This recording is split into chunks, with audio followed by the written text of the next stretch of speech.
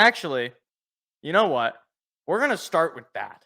Okay. So this is older news, so it makes the most sense. We're going to start with this. All right. So, as we all know at this point, it is well established. The Los Angeles Lakers selecting Bronny James. They've already started playing summer league games. He had an electric performance a couple of days ago. He had 4 more points than me and you, so that's fantastic stuff from Bronny James. Clearly worth the second round pick. Um, but Woj dropped a little bit of a bomb, and now I this might not have been a bomb to everybody else. It was a bomb to me. It was a bomb to me in my heart and what I just in my root for content mindset. This was a bomb for me. Okay. Woj tweeted out that Bronny James is expected to move to the G League after debuting with LeBron on the Lakers. You know what this is? You know what? This is cruel. Okay.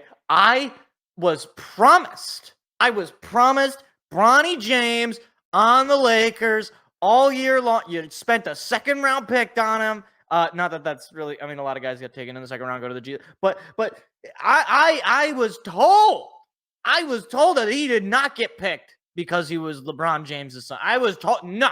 The Lakers are a serious franchise. They don't coach that stuff. To quote a old Lions coach. I want to say it was Lions coach. Anyway, they don't do that kind of stuff. They're about nothing but game and basketball, and they don't do any of that.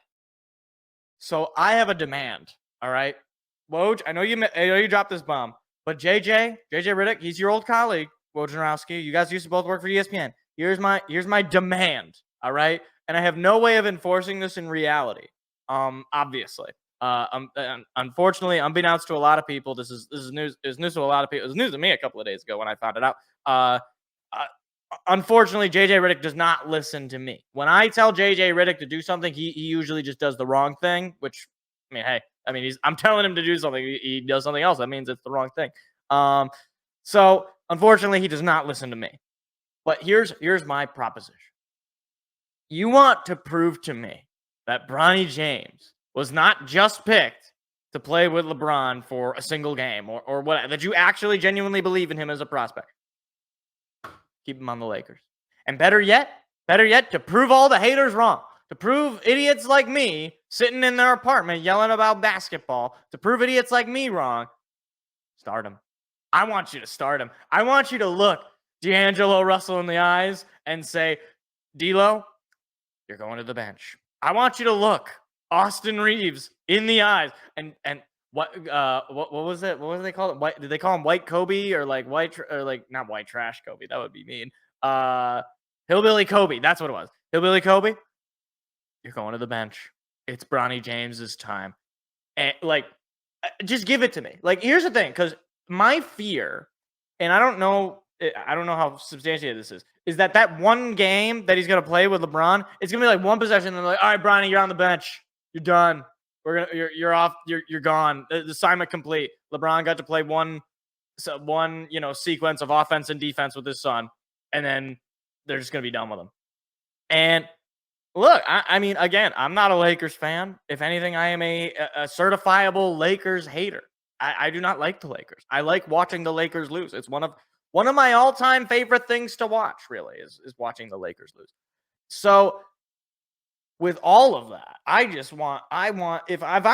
the Lakers are gonna be bad, which they usually are at this point, if they're going to be bad, can they at least be fun bad? Can they at least be, the Bronny James like hate train? Can I at least get that? Now, JJ Riddick wants to try to win games. He wants to prove himself. He doesn't want to play a G League player. To which I say, nay, JJ, nay. Don't listen to the haters. Don't listen to idiots like me. Start Bronny James. Do it. Prove to us that Bronny James is the next big thing. That he's the next LeBron James. Which, in a way, he actually, in a I guess like very real biological sense, he is the next LeBron James because he's LeBron James Jr. is his full name, I believe. His real name is not Bronny. I mean, look, we're not gonna get into the whole LeBron as a name to begin with, but anyways, I just here when I saw this news, I felt a little bit of like it was. Let me get my thoughts together. It's like I was sort of like when they picked him, I was like, oh, here we go. This is gonna be a total circus. He's gonna be playing, and he's gonna be terrible, and LeBron's gonna defend him, and he's gonna say people in the media are too mean, and JJ is gonna say we believe in Bronny. We're gonna let him struggle through the. He's gonna get through this, all that, and then they say no. The Lakers giveth, and the Lakers taketh away, and I could not be more upset about that. I was so looking forward to it, and they took it away from me. Now, I guess it's not totally out of the realm of possibility that Bronny James does end up playing more than just one game for the Lakers this year. Now, by it being a possibility, I mean like somebody's like leg falls off and they need a body on the court for when you know because they need another person. But do I think he will earn his way to the team? Probably not. And it's hard to say whether or not we will ever really know if he even earned his way onto the team. Because let's say he goes to the G League and he tears it up. I have some doubts. I mean, I guess it's not impossible. The G League is the G League, so I don't think there's a lot of talent there one way or the other. But let's say he does make the team. How would I even be able to verify that information in a way? Like, how would I know that he earned his way, but some other guy on the Lakers actually should have been the one who gets the call up, so to speak? I won't really know. And that's the problem with drafting your son, LeBron. That's the problem. Is any achievement or any like praise that he gets is entirely or any playing time, anything that he gets as a benefit from the team is entirely up to massive scrutiny. So, okay, fine. You want to tease us, LA? You want to do this nonsense and take away our dreams, make me sad? Fine, you can do that, but like I just don't like that. That's not very nice. I don't want let me have fun. Okay? Let me have fun. And speaking of having fun, I got to talk about this DeMar DeRozan trade or sign and trade. So DeMar DeRozan, DeMar DeRozan is one of those players. Like, if I pull up DeMar DeRozan's stats and you just look at them in a vacuum, you're like, yeah, this is a really solid player.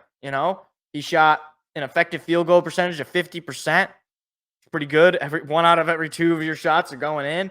He's a 6-time All-Star, a 3-time All-NBA, 24 points a game last year, 4 boards, 5 assists, 48% from the field, 33% from 3. That's not, blowing you out of the water, but it's decent numbers, for he's a power forward. But he's played a variety of positions. I think he basically at this point, he plays shooting forward. But either way, he's not that far removed from an All-Star berth. He was second in comeback player of the year. Plays, he led the league last year in minutes played per game. 37 minutes. He was on the court, basically every minute of every game last year in the regular season.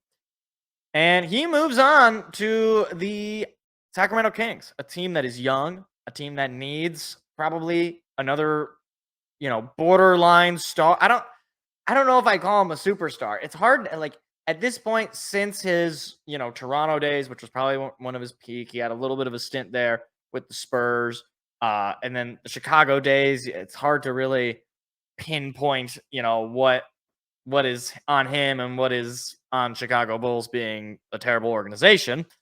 But it's like, is he a needle mover or is he just a really solid player? Because, let's pull up the Sacramento Kings roster, right? Let me see if I can just get last year's roster at least.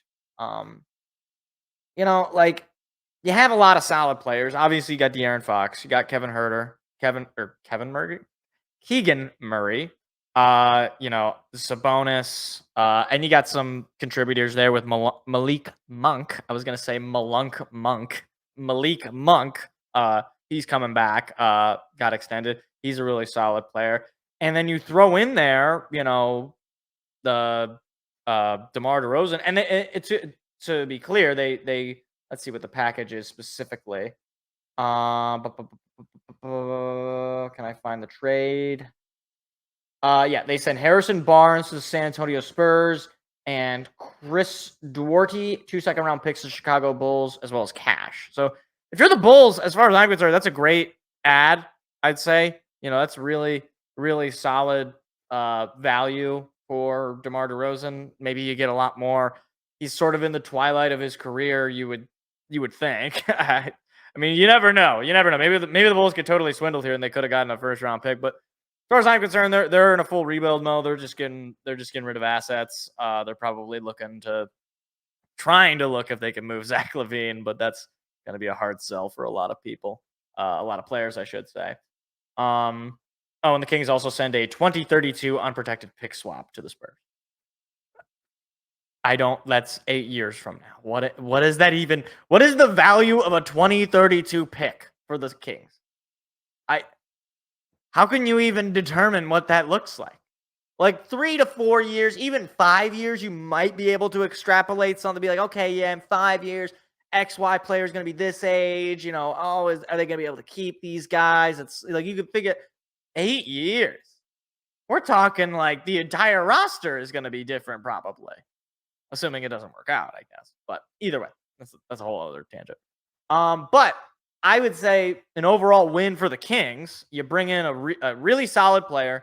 He's going to be at the very least, he's going to be better than Harrison Barnes. Not that Harrison Barnes is a bad player, but he's not as good as DeMar DeRozan was. Last year, Harrison Barnes, 12 points a game, 3 boards, an assist a game, shot 38% from 3, so he's a better 3-point shooter, but, not that guy. I mean, he's certainly another guy probably past his peak if he really ever truly had one. I can see it. You want to ring with the Warriors. That counts for something, I guess. But either way, I think it's a decent move. And then for the Spurs end of it, because they pick up Harrison Barnes, it's an adult in the room. And that's all you can ask for San Antonio, a rebuilding team around Victor. Harrison Barnes, a vet. He's going to he's going to insulate Victor Wembanyama's development for sure. So, honestly, this just feels like a Michael Scott win-win-win trade. Looking at it and sort of talking through it, if there's a team that could potentially be seen as a loser, I guess you'd say Chicago, because San Antonio, you get Harrison Barnes, and okay, if it doesn't work, whatever, you suck anyway. It's not that big of a deal. For the Bulls, I guess the only fear is if DeMar DeRozan goes out next year and has an all NBA caliber season, and they could have gotten higher value for him. But to me, it's what are you going to do? It's what the market was bearing this. If this was the best offer they could have gotten for DeMar DeRozan, then you take it. And in the NBA, it really is a lot about just taking a bunch of assets and seeing what you can do with them. So I guess I'd call this a win-win-win. Look at me. I'm being nice for once. Isn't that great? Hi, it's me again. If you enjoyed what you just saw, hit the like and subscribe button. We do live shows every Tuesday at 7 p.m. Eastern. Hope to see you there.